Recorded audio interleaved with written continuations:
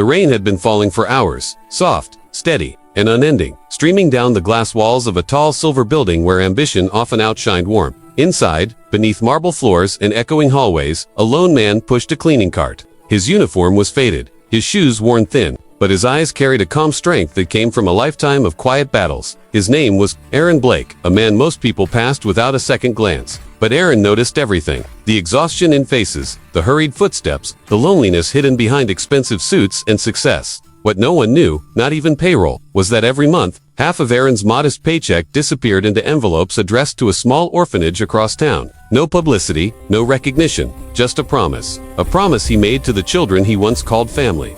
If you still believe that kindness has power, that compassion can change lives, pause for a moment, like, comment, and subscribe to Kindness Corner. Because stories like this one remind us that the biggest hearts often come in the humblest forms. Aaron was a single father to Maya, a 7-year-old with curls like spring and a smile bright enough to light up the gloomiest morning. Every day began the same, making her lunch, walking her to school, then heading to the office building where dreams were built in glass and steel, and where he quietly kept the place shining.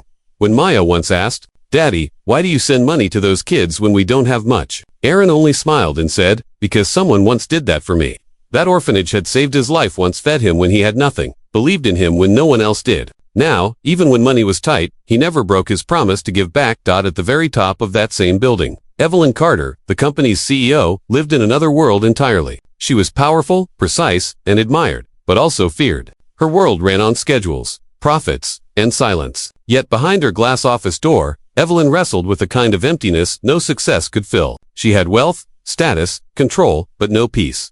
Their worlds finally crossed one early, gray morning. The office was silent except for the soft hum of a vacuum cleaner. Evelyn turned a corner and saw Aaron kneeling at the reception area, gently scrubbing away a coffee stain. Something in his stillness caught her attention, the calm in his tired eyes, the small photo of a smiling girl taped inside his cart.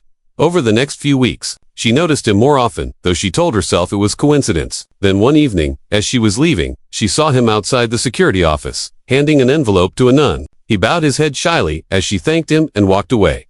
Curiosity got the best of Evelyn. Later, she quietly asked for the janitorial records. When the report arrived, she was stunned. Half of Aaron's paycheck was sent automatically to that orphanage every single month. He never mentioned it, never asked for credit. That night, Evelyn sat in her luxurious penthouse, sipping coffee that cost more than Aaron's daily meal. And for the first time in years, she felt truly small. Here was a man who had almost nothing, yet gave everything. And she, who had everything, had forgotten how to give it all. The next morning, she drove across town to see that orphanage herself. The building was old but alive, laughter echoing from rooms painted with hope. The same nun greeted her warmly. "Oh, Mr. Blake," she smiled. "He's been helping us for years, always quietly, never seeking thanks. Says it's his way of giving back." Evelyn's eyes filled with tears. Something inside her shifted.